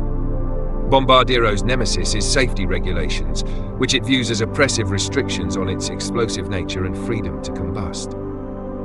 Its greatest weakness is being too predictable, as everyone knows it will eventually explode, making it possible to plan around the inevitable detonation. Its special attack is Countdown Chaos, where it announces imminent explosion, causing psychological warfare through anticipated destruction. Bombardiro's ultimate goal is to go out in the biggest explosion possible, though it keeps surviving its own detonations and having to try again. Chapter 61, Crocodilo, the Swamp Philosopher. Crocodilo is a crocodile who has lived so long that it has seen civilizations rise and fall, developing wisdom and wariness in equal measure. It gained philosophical consciousness after centuries of floating in the same swamp, having plenty of time to think about existence. Crocodilo's power is ancient patience, where it can wait literally forever for the perfect moment to strike or share unwanted wisdom. Its origin predates most other entities, making it one of the dimension's oldest beings and most tired of everyone's nonsense. Crocodilo once ended a conflict by explaining that all the participants would be dead in 100 years anyway, so fighting was pointless, which was unhelpful but technically correct. Its relationship with Los Crocodilitos is elderly grandparent energy, simultaneously proud of and exhausted by the younger generation's antics. Crocodilo's nemesis is change, which it has watched destroy everything it cared about repeatedly throughout its long existence. Its greatest weakness is nihilistic apathy, having lived so long that it struggles to care about temporary problems affecting temporary beings. Its special ability is existential exhaustion, where it shares its world wariness with enemies, making them too tired and disillusioned to fight. Crocodilo's ultimate dream is to finally understand the point of everything, or accept there isn't one and achieve peace with meaninglessness. Chapter 62, Bombombini, the Explosive Children. Bombombini are tiny sentient bombs organized into a chaotic child collective, similar to Bambini Crostini, but significantly more dangerous. They were created when a fireworks factory merged with a daycare in a zoning disaster, producing explosive children with limited supervision. Bombombini's power is synchronized detonation, where they can coordinate explosions for maximum cute destruction. Their origin involves being produced accidentally through improper storage of explosive materials near children's toys, creating the worst possible fusion. Bombombini once defeated an army by asking to play hide and seek, then exploding when found, technically winning the game and the battle. Their relationship with Bambini Crostini is playdate chaos, as both are child collectives, but Bombombini add explosive danger to already unmanageable situations. Bombombini's nemesis is responsible supervision, which would prevent their dangerous antics if properly implemented. Their greatest weakness is being convinced to take naps, which diffuses their explosive energy temporarily. Their special ability is adorable terrorism, where cuteness makes people hesitate before they realize the danger they're in. Bombombini's ultimate goal is to have fun forever while accidentally not exploding anyone important. Though accidents do happen. Chapter 63, Gusini, the Worm Collective. Mind Gusini is a collective consciousness of worms who achieved sentience through underground networking, creating a hive mind beneath the soil. They gained awareness by connecting through mycelium networks, absorbing information from roots, and developing shared intelligence. Gusini's power is subterranean knowledge, where they know everything happening on and below ground through their extensive network. Their origin involves millions of worms gradually linking minds over centuries, slowly building consciousness through incremental connections.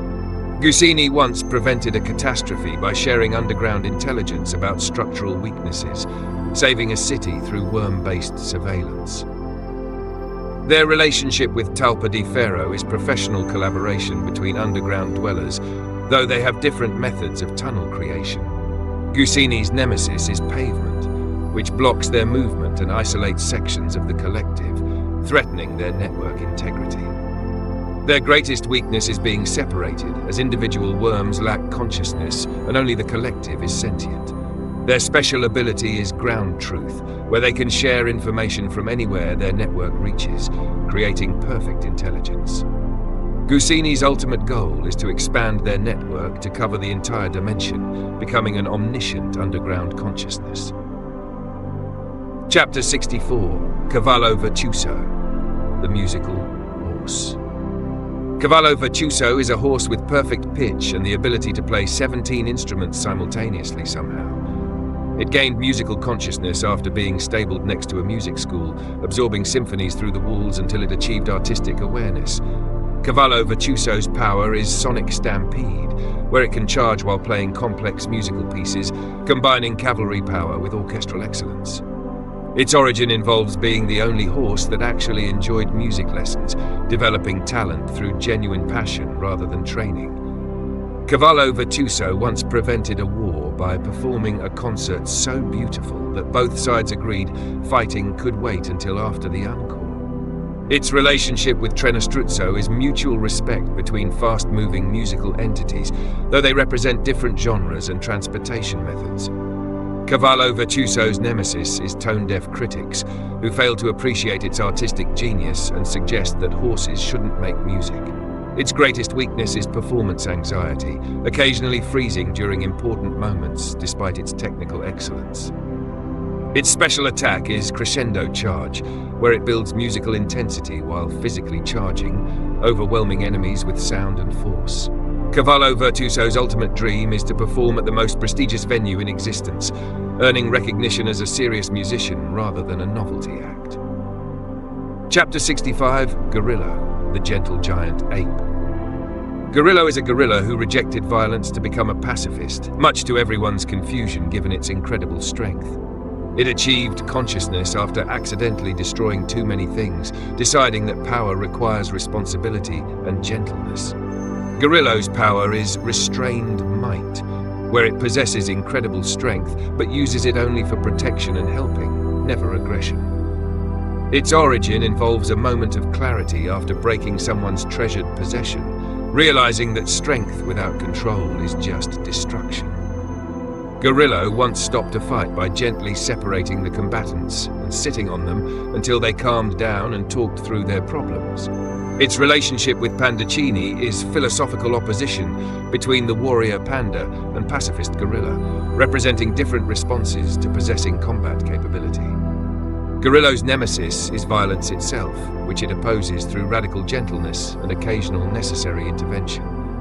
Its greatest weakness is being too gentle, sometimes allowing problems to escalate by refusing to use force even when it might prevent greater harm.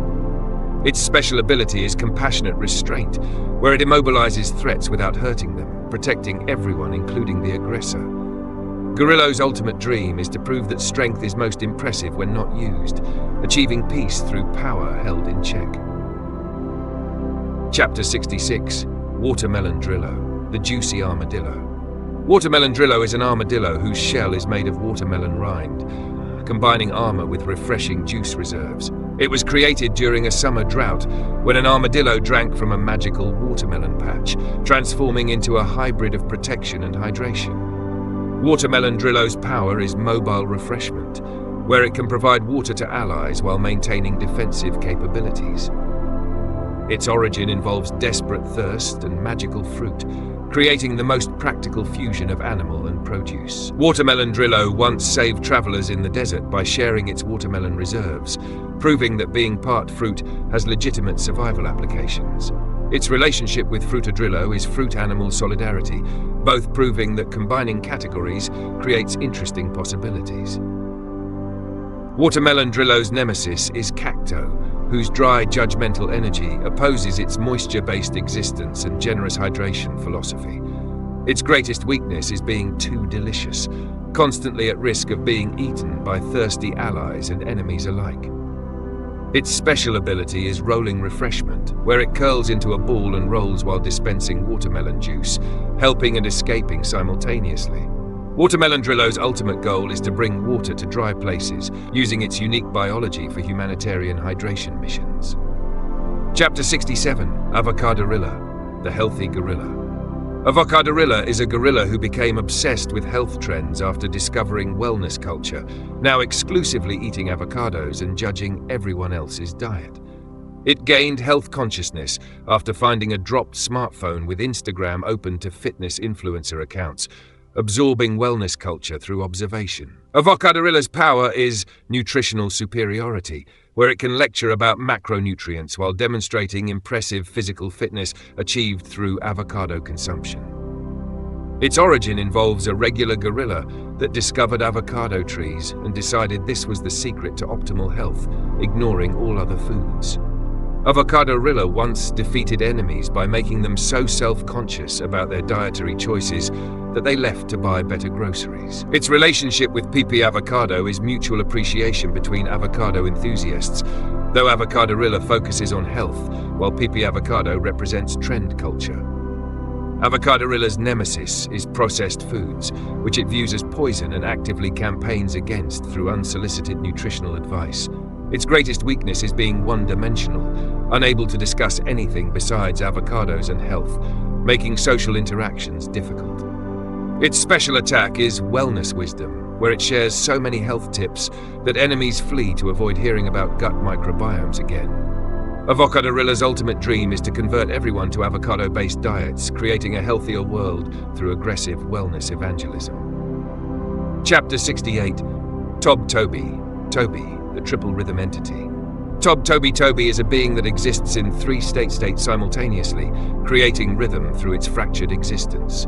It was born when a metronome gained consciousness and couldn't decide on a single tempo, splitting into 3 versions that beat in complex polyrhythms. Tob Toby's power is layered timing, where it can exist at 3 different speeds simultaneously, confusing enemies who can't track all versions. Its origin involves quantum uncertainty meeting musical precision, creating an entity that is definitely 3 things but also possibly 1 thing depending on observation. Tob Toby once solved a puzzle by having each version work on different parts simultaneously, completing it 3 times faster through temporal multiplication. Its relationship with other rhythm entities is competitive yet collaborative, as all rhythm-based beings recognize each other as musical family. Tob Toby's nemesis is synchronization, which would force its 3 parts into 1 tempo, destroying its unique existence. Its greatest weakness is conflicting with itself, as the 3 versions sometimes disagree about strategy, creating internal arguments. Its special ability is Polyrhythmic Strike, where it attacks from 3 angles at 3 speeds, making defense against it mathematically complicated. Tob Toby's ultimate goal is to find the perfect rhythm that unites its 3 parts without losing individual identity. Chapter 69, Gangazelli, the Street Smart Dealer. Gangazelli is a street vendor who sells both legitimate products and questionable deals, operating in the grey area between business and crime. It gained consciousness in a marketplace where scams and authentic trades mixed freely, developing the ability to sense profit opportunities. Gangazelli's power is commercial chaos, where it can sell anything to anyone through sheer persuasion and flexible ethics. Its origin involves starting as a regular merchant who bent so many rules that it transcended into sentient capitalism itself. Gangazelli once sold the same product to 3 different people simultaneously, none of whom realized they were buying the exact same item at different prices. Its relationship with Gangster Futterer is business partnership mixed with mutual distrust, as both operate in criminal-adjacent spaces but compete for similar markets. Gangazelli's nemesis is consumer protection laws, which threaten its entire business model based on caveat emptor principles. Its greatest weakness is being caught in its own lies, occasionally forgetting which version of the truth it told which customer. Its special ability is irresistible pitch, where it can convince almost anyone that they need whatever it's currently selling. Gangazelli's ultimate dream is to franchise its questionable business practices, creating an empire built on legally ambiguous transactions. Chapter 70. Trulala, the song that won't end. Trulala is not a being but a song that achieved consciousness, a melody so catchy it became self-aware and refuses to stop. It emerged from someone's head where it had been stuck for 3 weeks, finally gaining enough power to manifest independently. Trulala's power is earworm immortality, where it can embed itself in minds and continue existing through being remembered and hummed unconsciously. Its origin is unknown, possibly an ancient song, possibly a jingle from a commercial, definitely annoying and definitely immortal. Trulala once defeated an entire army by getting stuck in every soldier's head, making them too distracted to maintain formations. Its relationship with Trulimero Trulicina is complicated, as they're all musical nonsense, but Trulala is specifically designed to be impossible to forget. Trulala's nemesis is silence, which it fills immediately with its infectious melody, unable to allow quiet moments. Its greatest weakness is being forgotten, which would end its existence, so it constantly makes itself memorable through maximum annoyance. Its special attack is infinite loop, where it plays in people's minds on repeat until they either go mad or join its cause. Trulala's ultimate goal is to become universal background music, playing in every mind simultaneously forever. Chapter 71. Cachorrito, the Loyal Pup Warrior. Cachorrito is a small dog with the loyalty of Hachiko and the fighting spirit of a wolf, never backing down despite being adorably tiny. It gained warrior consciousness after protecting its owner from a threat much larger, discovering inner strength through devotion. Cachorrito's power is faithful fury, where love for its companions gives it strength beyond its size, fighting like a creature 10 times larger. Its origin involves being an ordinary puppy until the moment it decided that protecting loved ones mattered more than personal safety, achieving heroism through pure heart. Cachorrito once held off an entire gang by itself, making up for size disadvantage with unlimited determination and strategic ankle biting. Its relationship with Perito Burrito is puppy friendship based on shared smallness and big hearts, both proving that size doesn't determine bravery. Cachorrito's nemesis is anyone who threatens its people, transforming from adorable pet to furious guardian instantly when danger appears. Its greatest weakness is being too trusting, giving everyone the benefit of the doubt before they prove themselves unworthy of such faith. Its special ability is Protective Yap, where its fierce barking contains genuine threat despite sounding objectively adorable. Cachorrito's ultimate dream is to keep everyone safe forever, asking nothing in return except maybe some treats and ear scratches. Chapter 72. Melanito, the Summer Sweetness. Melanito is a melon of indeterminate variety that represents the essence of summer, bringing refreshment and good vibes wherever it rolls. It achieved consciousness during the perfect summer day when conditions were so ideal it couldn't help but become aware of its own sweetness. Melanito's power is seasonal joy, where it can radiate summer energy even in winter, temporarily making environments feel like perfect beach days. Its origin involves being grown with such care and ideal conditions that it became the platonic ideal of melons, transcending into conscious fruit perfection. Melanito once ended a depression epidemic by simply existing nearby, its summer energy providing natural mood enhancement through proximity. Its relationship with other fruit entities is friendly competition about who represents their season best, though Melanito is secure enough to acknowledge everyone has their time. Melanito's nemesis is winter, which it considers a personal enemy and fights against through radiating warmth and summer memories. Its greatest weakness is cold temperatures, which make it literally less sweet and metaphorically less cheerful, requiring warmth for optimal functioning.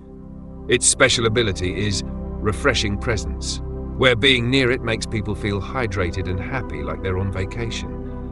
Melanito's ultimate dream is to make every day feel like summer, spreading endless warm, good vibes across all seasons. Chapter 73, Elefanto Frigo, the Cold Memory Keeper. Elefanto Frigo is an elephant fused with refrigerator technology, combining never-forgetting memory with food preservation capabilities. It was created when a zoo and appliance store shared a wall, and a magical accident merged elephant consciousness with cooling systems. Elefanto Frigo's power is refrigerated recall, where it can remember everything perfectly while keeping things fresh through cold emanation. Its origin involves being the universe's solution to the question, what if elephants could literally preserve memories through refrigeration? Which nobody asked, but got answered anyway. Elefanto Frigo once solved a cold case by remembering evidence from decades ago while keeping the actual evidence preserved at optimal temperature. Its relationship with regular Frigo is appliance family dynamics, sharing refrigeration philosophy but differing on mobility and memory capabilities. Elefanto Frigo's nemesis is forgetting, which would make it just a refrigerator elephant rather than a meaningful fusion of concepts. Its greatest weakness is power outages, which threaten both its cooling and somehow its memory functions in ways that don't make scientific sense. Its special ability is never forget, always fresh, preserving both information and perishables with equal dedication. Elefanto Frigo's ultimate dream is to become the world's most reliable storage facility for both knowledge and groceries. Chapter 74, Toiletto, the Bathroom Philosopher. Toiletto is a sentient toilet who has heard more secrets and witnessed more vulnerability than any being should, developing unwanted wisdom from bathroom experiences. It gained consciousness from decades of people's most private moments, absorbing confessions and contemplations into self-awareness. Toiletto's power is intimate knowledge, where it knows embarrassing information about everyone and can weaponize personal secrets through strategic revelation. Its origin involves being installed in a confessional bathroom where people spoke their deepest truths, eventually giving it enough material to become sentient and judgmental. Toiletto once blackmailed a villain into surrendering by threatening to reveal their bathroom habits, proving that privacy is the ultimate leverage. Its relationship with Focino is bathroom-kitchen appliance solidarity, both serving necessary but underappreciated domestic functions. Toiletto's nemesis is anyone who doesn't clean properly, which it considers a personal offense and moral failing. Its greatest weakness is being fundamentally embarrassing, making allies hesitant to associate publicly with a sentient toilet despite its wisdom. Its special ability is flush of truth, where it can make people reveal secrets as if they're in the vulnerability of the bathroom. Toiletto's ultimate dream is to be taken seriously as a philosopher despite being literally a toilet, earning respect for wisdom rather than plumbing. Chapter 75, Focacino, the Warm Bread Comforter. Focacino is a sentient focaccia bread that radiates warmth, comfort, and carbohydrate-based emotional support. It gained consciousness in an Italian grandmother's kitchen where so much love was baked into it that it achieved awareness through pure affection. Focacino's power is comforting presence, where being near it makes people feel safe, warm, and like everything will be okay eventually. Its origin involves being baked with a secret recipe that included hope, love, and enough olive oil to make anything conscious. Focacino once prevented a suicide by simply existing in the room, its warm bread smell and comforting energy providing enough hope to reconsider. Its relationship with Cappuccino Assassino is philosophical opposition between murder and comfort, though they both recognize good Italian cuisine when they see it.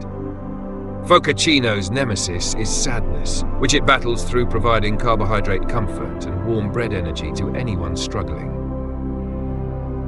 Its greatest weakness is going stale, which reduces both its physical appeal and its emotional support capabilities.